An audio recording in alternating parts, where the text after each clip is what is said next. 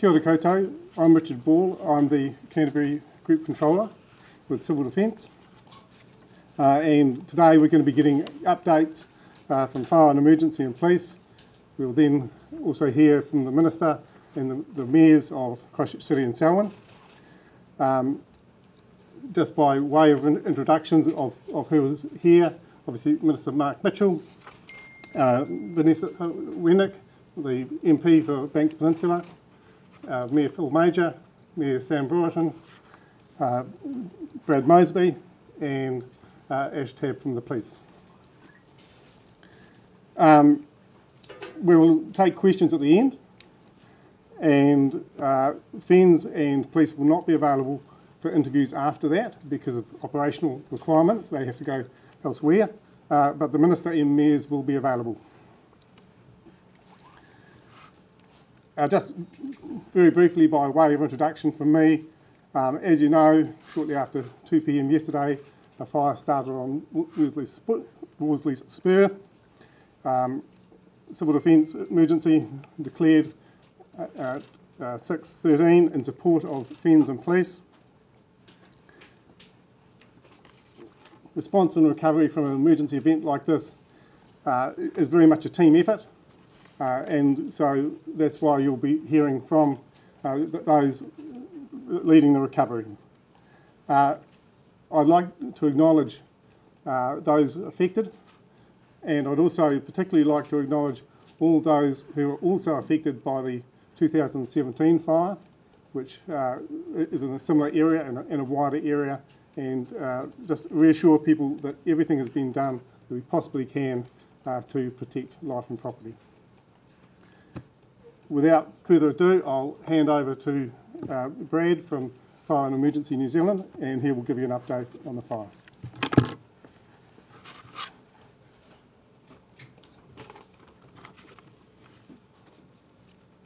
Morena koutou. Overnight there were no significant outbreaks of fire.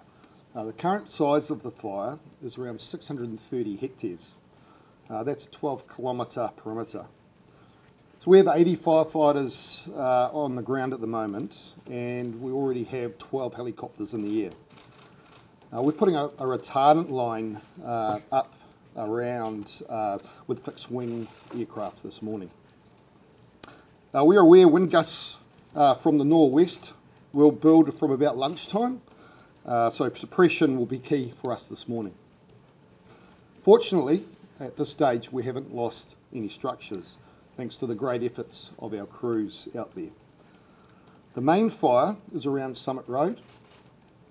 Crews have successfully put a fire break in around Worsley Spur to Dyers Pass Road. So our approach today will be to hit the fire hard with the resources we have at hand already, including a concentrated air attack with 13 helicopters, 2 fixed-wing aircraft, and our commanders on the scene are all very, very experienced. They have a plan in place, and this will be actioned by both our career and volunteer firefighters that we have on scene today. It's too early to give assurances that we will have this fire controlled. So this will be assessed throughout the day, and we will keep our communities informed of our progress. I can give confidence to our communities that our crews will continue to work tirelessly alongside our partner agencies until this fire is contained and under control. I just want to take this opportunity to commend our firefighters, our officers and our commanders for their efforts in this very challenging conditions, who have remained focused on keeping communities safe and protecting their properties. I also want to give credit to our helicopter crews for all their efforts, working professionally together to help us fight this fire.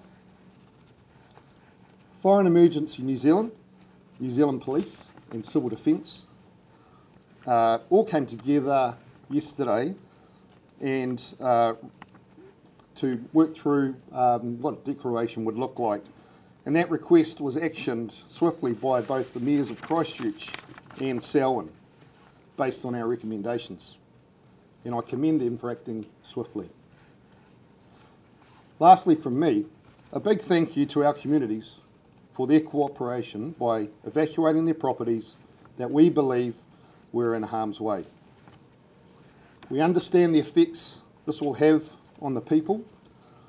Our crews and police take a measured approach when assessing whether an evacuation needs to happen.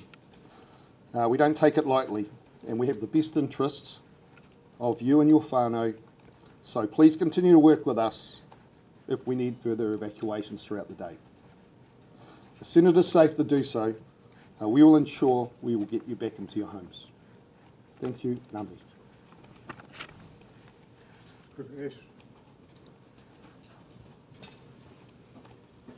Morena koutou. In terms of the police role, our role is to support Fire and Emergency New Zealand as the lead agency.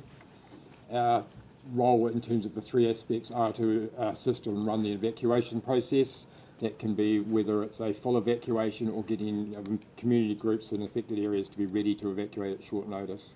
Our staff have done a great job combined with Fire and Emergency to do a number of those last night. The second part of our role is in terms of cordons, is containing the area in terms of the firefighting area and also where residences have been evacuated. So we have some cordons in place to keep the community safe, but also to give Fire and Emergency the opportunity to do this without being interfered with.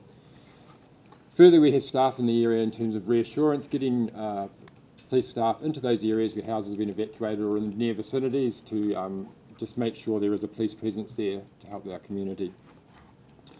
The current issue we have found mainly is what I would call disaster tourists, people who are going into the area to have a look. They are making it very hard for all those involved in the firefighting.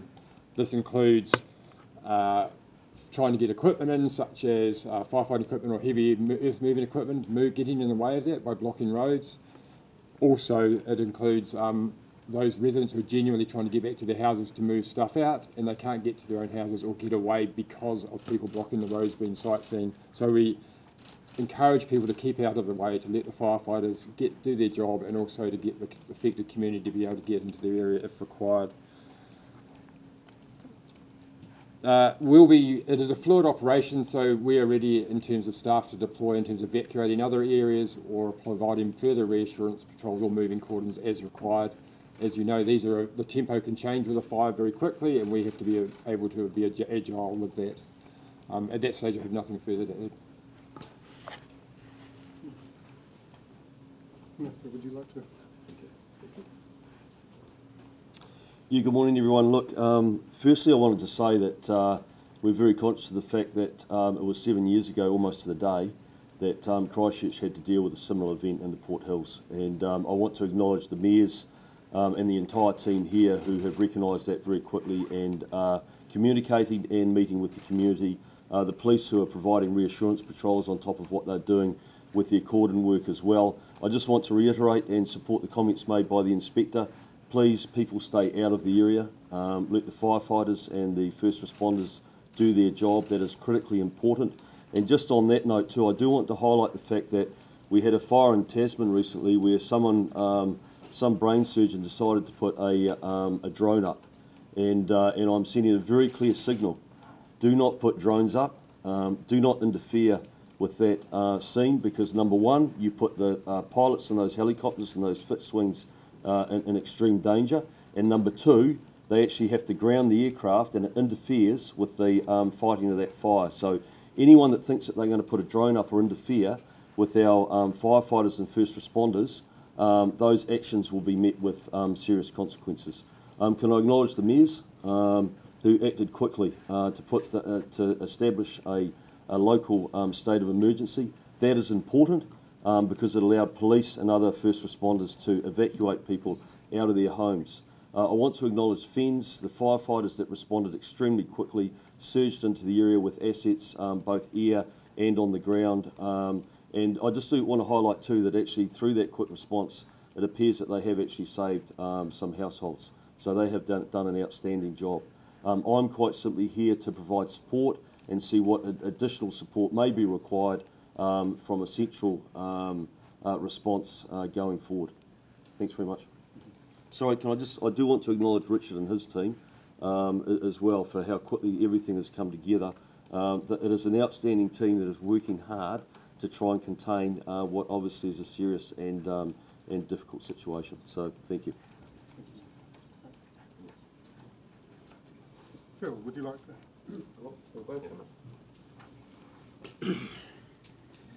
Thank you, everybody. My name is Phil. This is Sam from. Where are you from? Selwyn. One of the most important things is that we got together and created the declared the state of emergency because, as you can see, these guys know what they're doing. It's all very well for us to sit back. We're sitting in a building here. We've got the operations room next door.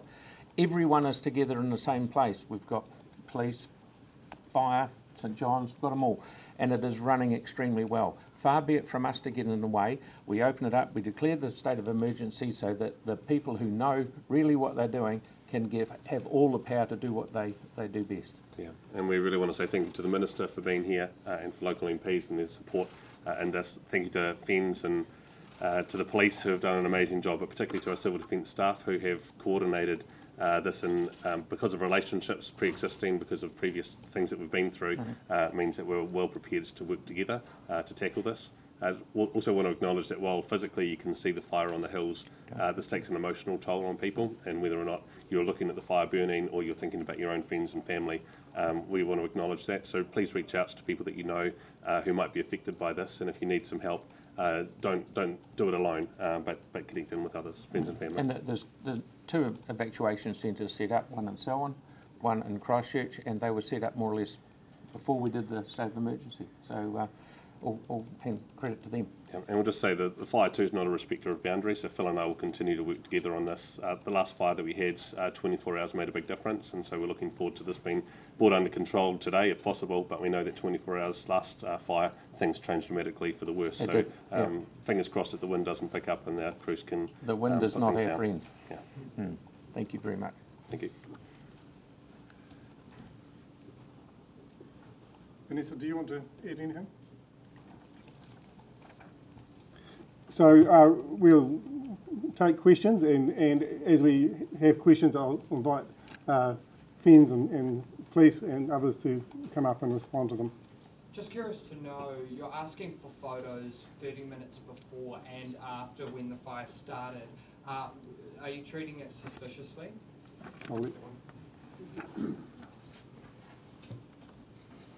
With any such matter as this, we do start an investigation jointly with Fire and Emergency New Zealand as to the cause of the fire. At this stage, we can't confirm what the cause is or any further information, but things such as photographs or any eyewitness accounts will provide that information that we can gather and then determine the cause and if there is any human involvement. Do you know if the fire spread into the Christchurch Adventure Park overnight or not? I'll leave that. Don't believe so, but... No, and our fire crews on the scene took some preventative measures by removing the chairs, so working with the Adventure Park team up there, removing the chairs, keeping the ropes moving, just to ensure that we're protecting those assets. So at this stage, the fire hasn't gone into that area. There's some suggestion the fire started in Overcut Forestry. Can you confirm that? Do you know where it started? No, as police colleague just mentioned, we're still early stages of ascertaining how the fire started, and our fire investigators will be back on scene today to carry out that. How many people have been evacuated? I know it's 80 properties. Do you know how many people have... Yeah, approximately 80 properties. There are some that have been fully evacuated. There are others that are basically ready to go. We're sort of using that sort of approach, just making sure people give a really good warning. There's been great communication through Fire and Emergency with the affected communities at meetings, and we'll have further of those today, just to let them know what the plans are going forward. Obviously, it's quite fluid, so the fire can change quite quickly, but at this stage, there's 80 households. Do we know how many people were using the evacuation centres overnight? I'm told there was none. Obviously there's been a lot of comparisons to the 2017 fires. Is there any sort of indication, obviously it's early days at this stage, but just sort of how it compared to how that sort of fire started and spread quickly to the current fire situation? Yeah, as said, it's too early to ascertain how the fire started. Different fire conditions back then, so we're just treating this as a fire that, you know, as it progresses, we're using the tactics that we need to deploy to tackle this current fire. A lot of resources currently on the ground there, with the temperatures increasing, the wind picking up during the day. How far afield will resources come to support you? Yeah, so we're working in the background here in our Region Coordination Centre to start planning for the next 12 to 24 hours. And we can utilise assets and our resources throughout the country. So we'll put the call into our National Coordination Centre and ask for any further resources that are needed. The term disaster tourist was used just earlier. Is this something you're starting to see more of, especially with these sorts of big events? It's a term we use just for people who basically want to go and have a look. I don't think it's been used any more or less. Probably the only difference is with social media, people are trying to get shots onto their social media accounts. We have plenty of footage there from other media forums. So we just, as I said, we're encouraging people not to come into the area just to have a look. It's really affecting these communities, and they need to have a chance to actually potentially get back to their houses. We need the firefighting equipment and gear getting in there, so we just need people out of the way. Coordinating helicopters, 13 in the air, as well as 2 fixed-wing aircraft. How are you, in order to get fixed-wing aircraft in to bomb the fire, are you having to ground helicopters when they come in, or can they sort of all work around each other? How are you managing that? Yeah, so we have subject matter experts that manage the air attack, so specialists in their fields, and they make those decisions around how we deploy those helicopters and fixed-wing aircrafts. There's been some concern from schools in the area around whether they'd be open today. Is there any message from Ministry of Education or educators on that status? At this point, no. We don't have an update, but we will leave that to the Ministry of Education. I just want to add a couple of things. First of all, the question was asked about whether it's spread into the adventure park. It is just on the boundaries of the adventure park. It hasn't spread into the heart of the adventure park as it did previously. So just clarify that. And also, just in relation to the 2017 fires, just like to acknowledge that there was a lot of lessons learnt from that, and I think we're seeing a different response.